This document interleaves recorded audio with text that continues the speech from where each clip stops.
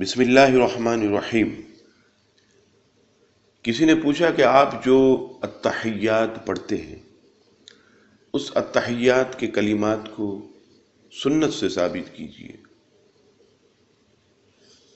ہم جو التحیات کے کلمات پڑھتے ہیں، التحیات للہ والصلوات والطیبات، السلام علیک ایہا النبی ورحمۃ اللہ وبرکاتہ، السلام علینا وعلی عباد اللہ الصالحین، یہ نبی پاک علیہ السلام کی سنت سے ثابت ہے۔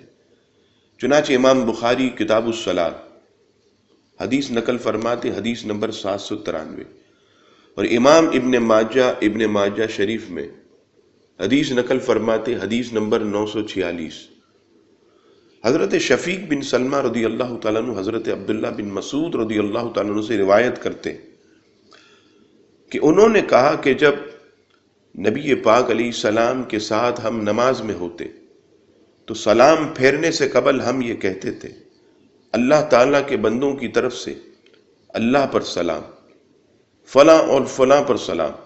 تو نبی پاک علیہ السلام نے فرمایا کہ اللہ تعالیٰ پر سلام نہ کہو، اس لیے کہ وہ تو بذات خود سلام ہے، لیکن یہ کہو التحیات للہ والصلوات والطیبات، السلام علیک ایہا النبی ورحمۃ اللہ وبرکاتہ، السلام علینا وعلی عباد اللہ الصالحین۔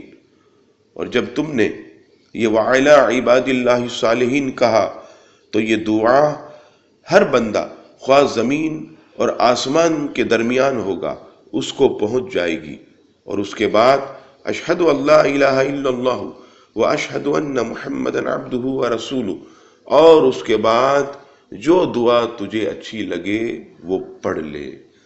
اس سے پتہ چلا کہ التحیات کے کلمات جو ہم پڑھتے ہیں یہ نبی پاک علیہ السلام کی حدیث پاک سے ثابت ہے۔